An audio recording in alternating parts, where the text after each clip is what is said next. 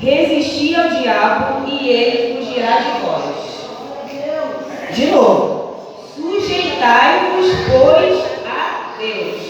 Resisti ao diabo e ele fugirá de Amém. Senhor, meu Deus e meu Pai, graças, Paizinho, te damos mais essa manhã na tua casa. Nesse momento, Senhor, que teu Espírito Santo venha estar aqui conosco.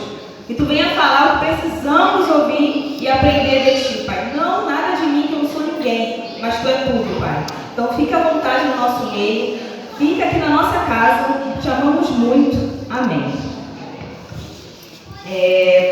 Primeira partezinha, primeira palavra do versículo, temos que prestar bastante atenção. Sujeitai-vos. Fui no dicionário ver o que era sujeitar. Sujeitar significa tornar alguém obediente ou dependente. Tem alguém aqui obediente e dependente a Deus? Mas será que você é mesmo obediente e dependente de Deus? Obediente é o quê? Fazer a vontade dele. E depender é estar totalmente aberto. Totalmente aberto ao que ele quer fazer na vida de vocês. Todo mundo se encontra nessa situação? Se colocando na dependência de Deus? Se colocando na disposição de Deus? Isso é se sujeitar a Ele. A outra parte do versículo fala resistir ao diabo. Como resistir ao diabo, né? Ele tenta o tempo todo, ele está aí o tempo todo na nossa vida.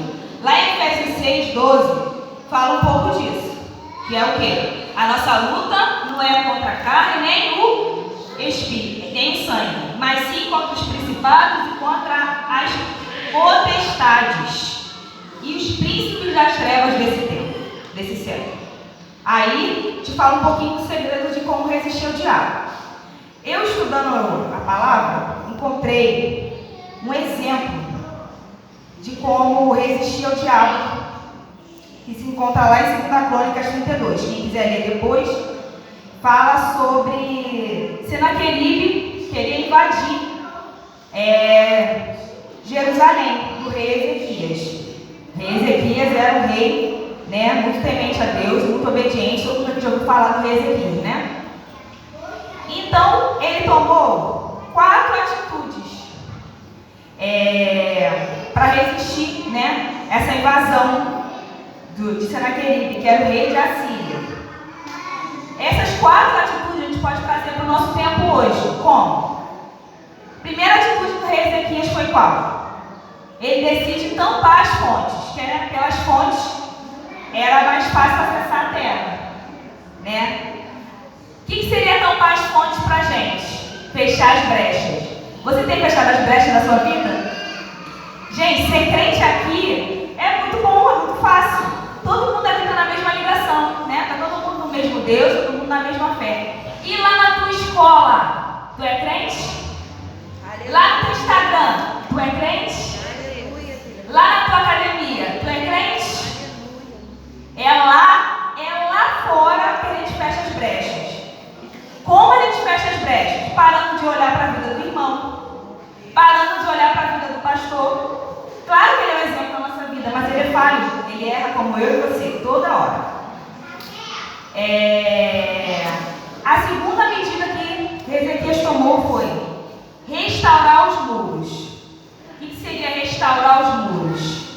Aquele perdão que você não libera, aquela mágoa que você guarda no lugar, ou de alguém próximo, a família, aquela situação chata que acontece e você não se desliga dessa situação. Isso é restaurar os muros. Nessa manhã você vem restaurar os seus muros, amém? Aquela rachadura que você sabe qual é. Restaura nessa manhã. Que é aí que o diabo entra. E aí ele fez o quê? Tampou as fontes, restaurou os muros. A terceira medida do rei Ezequias foi: levantou torres para vigilância. Quer dizer, ele levantou os muros e as torres, e o pessoal ficava lá, né? Os guardas dele, ali olhando, espreitando. Isso muito antes da invasão de Senaqueribe. Olha a vigilância dele. Ele montou lá as torres para vigiar. o que a gente pode fazer para nossas vidas? A gente tem que estar vigilante antes do ataque vir. Não é procurar a palavra quando o inimigo levanta. É já estar fortalecido na palavra para que o inimigo não levante. Isso, gente, vai para o novo e para o velho. O novo convertido e para o que já está aqui há muito tempo. O novo convertido, às vezes, acha que a dificuldade é só com ele, é difícil só para mim. O diabo está tentando só contra mim. E não está. O diabo tenta contra ele, tenta contra o pastor, tenta contra todo mundo. Ele está aí querendo nos estragar o tempo inteiro. Então, a gente tem que vigiar antes de acontecer. Buscar a palavra antes do mal vir. Orar antes do mal vir. Amém? E aí, a última medida dele, a quarta medida, né, do rei Ezequias, foi fortalecer a fé do povo.